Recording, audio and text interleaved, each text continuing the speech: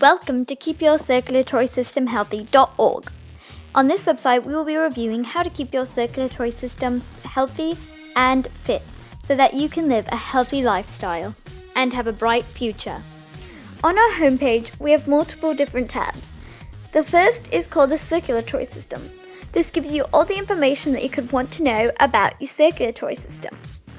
The next is nutrition health. This gives you information on the dietary concerns and how to improve your diet to help your circulatory system stay healthy. The next one is athletical training for you. This is a tab that gives you information on what athletic activities you can do to help improve low blood circulation. The next is doctor's notes. This gives you diseases that could possibly happen if your circulatory system is damaged. The next is medical technology help. This gives you information on health devices that you can use to improve your circulatory system.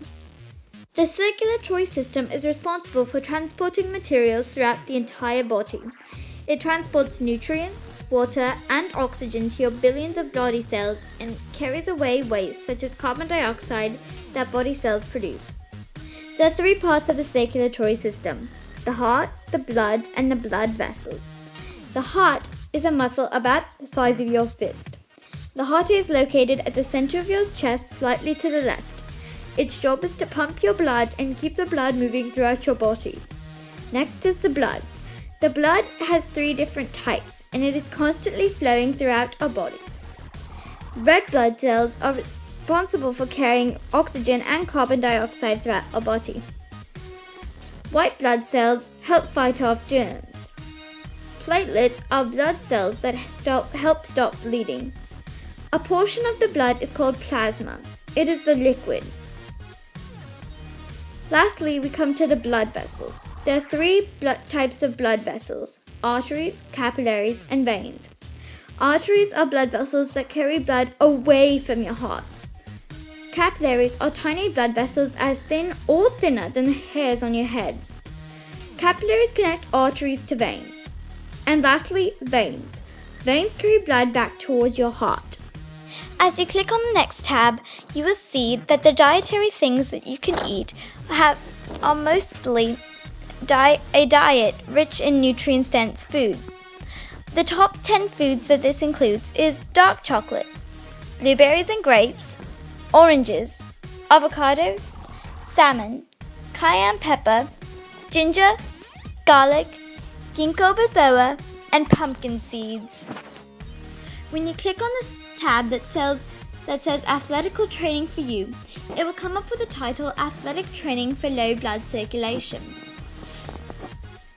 Symptoms of low circulation.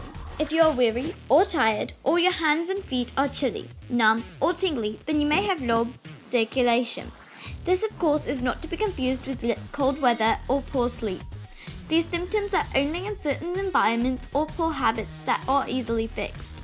Poor circulation is a serious thing, but it can be fixed. If you think that you may have low blood circulation, then consult your doctor for more information.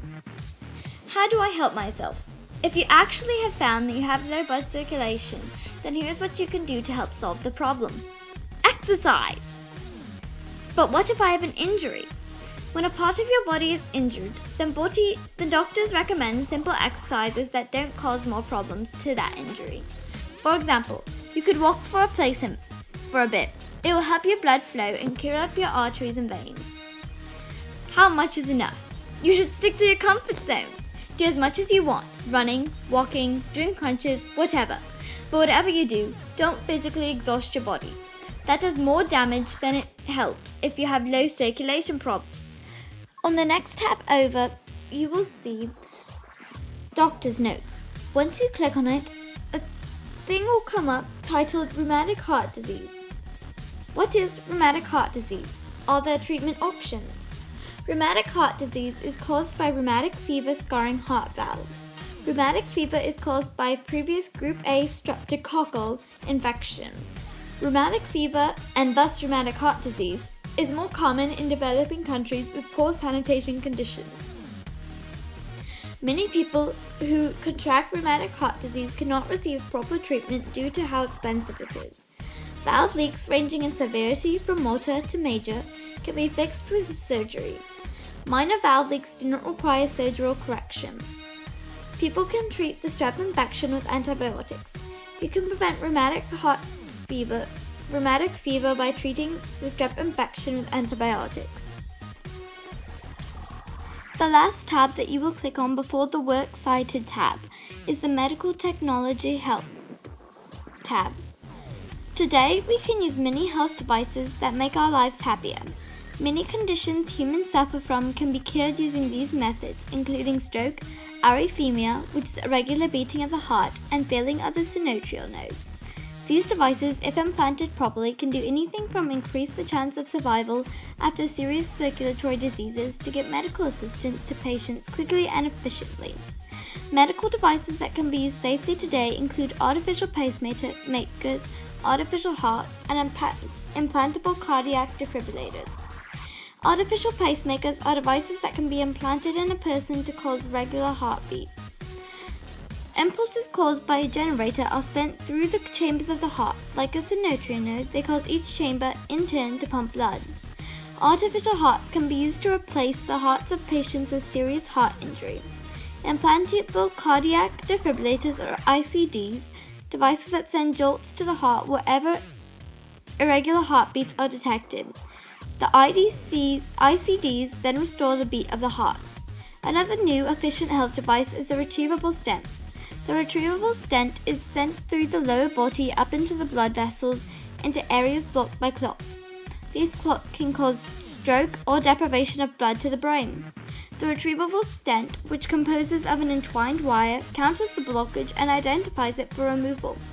One health device that can be used for anybody is the personal digital assistant.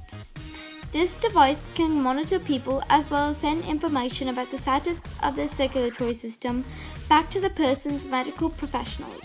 These health devices come from a wide range of complex technology, and some of them are fairly recent developments. All of them can help patients and people who want health benefits, and help anyone who wants to maintain a happy, healthy lifestyle.